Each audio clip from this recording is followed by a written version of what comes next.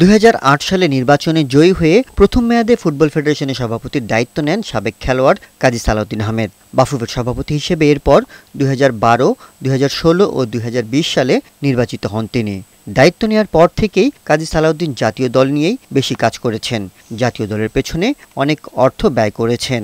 দেশে ও বিদেশে জাতীয় দলকে সুযোগ সুবিধা বেশি দিয়েছেন অনুশীলনের। সেই তুলনায় তেমন বড় কোনো সাফল্য জাতীয় ফুটবল দল এনে দিতে পারেনি। 2003-এর পর আর কখনোই সাফ ফুটবল চ্যাম্পিয়নশিপের ফাইনালে খেলতে পারেনি বাংলাদেশ। দীর্ঘ 16 বছরে দেশীয় ও বিদেশি মিলিয়ে মোট 23 জন কোচ বদল হয়েছে জাতীয় দলের, কিন্তু কাঙ্ক্ষিত সাফল্য আসেনি। জেলা পর্যায় থেকে বেশি খেলোয়াড় তুলে আনা যায়নি বলে মনে করেন সাবেক খেলোয়াড়রা। বেশিরভাগ আমরা সাফে সাকসেস হতে পারিনি। টিম হিসাবে ওনার টিমটা ভালো ছিল না।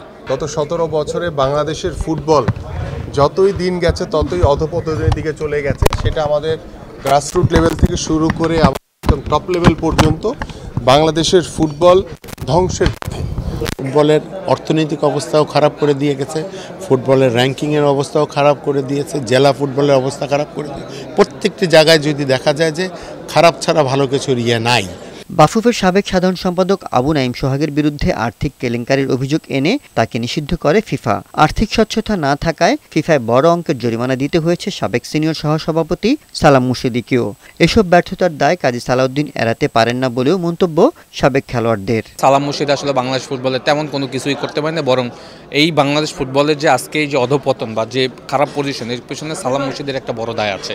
আপনি যদি দেখেন ওনার মতো মানুষের নামে আসলে ফিফা থেকে এলিগেশন আসছে, তখন বুঝতে হবে যে ওনারা আসলে ফুটবলের জন্য কোনো কাজই করেনি।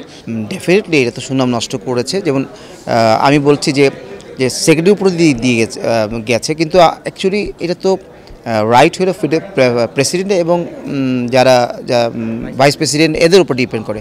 তবে 2010 সালে কাজী সালাউদ্দিনের প্রথম মেয়াদে এসএ গেমসে স্বর্ণপদক জিতেছে বাংলাদেশ ফুটবল দল। সেই সাথে 2022 সালে নেপালে সাফ চ্যাম্পিয়নশিপ শিরোপা জয় করে বাংলাদেশ নারী ফুটবলাররা।